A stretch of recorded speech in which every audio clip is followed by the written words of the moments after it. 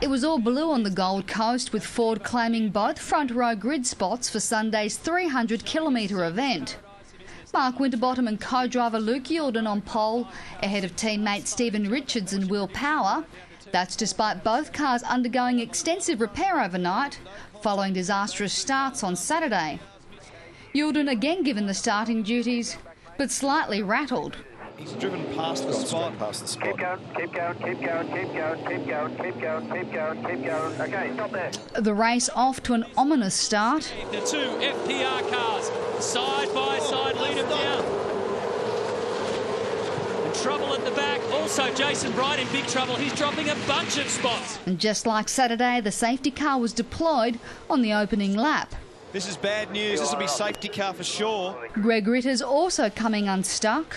Oh, they've done an amazing job not to hit that car. The restart coming to an abrupt halt when David Brabham crashed. Oh, massive crash. Yeah, that is a really big crash.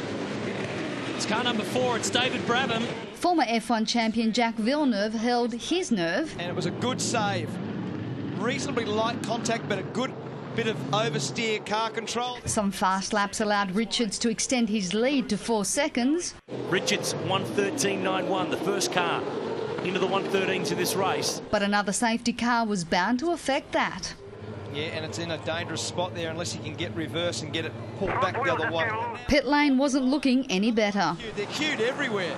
There's absolute chaos down there. Here we go. By the third restart, 3 cars with international drivers had gone. Of the 15 foreigners left, Dario Franchitti was making inroads for Jim Beam Racing. Oh, there's Dario Franchitti, one of the world's most accomplished drivers. James Courtney's co-driver Warren Luff leading the pack, but feeling the pressure from Shane Van Gisbergen's partner John McIntyre. McIntyre is keeping the heat on. He's done a really good job. The co-drivers continuing to impress. Jamie Whincup would have been pleased with Steve Owen's move on Franchitti. Dario very professionally stays wide. Nice move, Steve Owen. Nice clean manoeuvre. Understeering saw Jack Perkins' good work come undone. Oh, big slide, Jack. Oh. That's actually a bit of his bodywork, so it's just a little bit at the end off the rear bumper. Another safety car, but what happened next was even more bizarre. What's happened there? What has happened there? He stopped on the front straight. And Scott Dixon's had nowhere to go but straight into him. Team BOC's Andrew Jones left with 3 tyres after contact with Indy star Scott Dixon. Look at that, the rear's gone.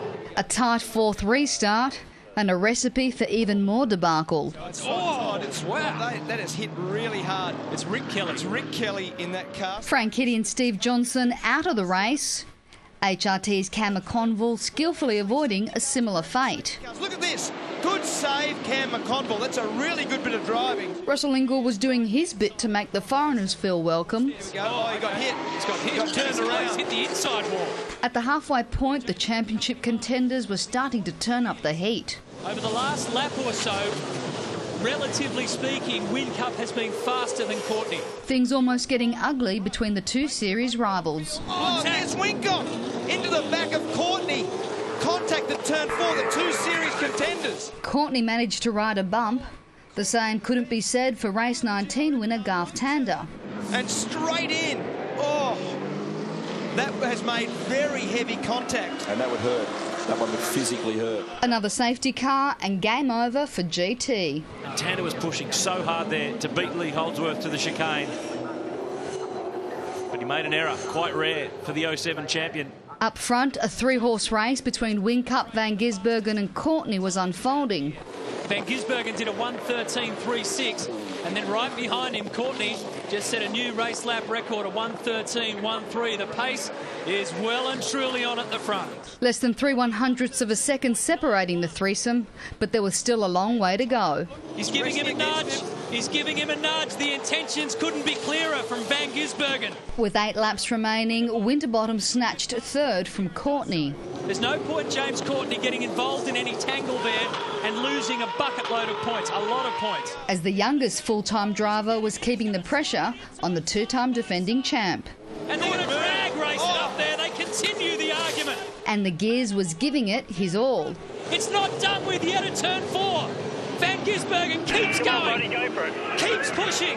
Whincup keeping his cool to take the win and put a further dent in Courtney's championship lead.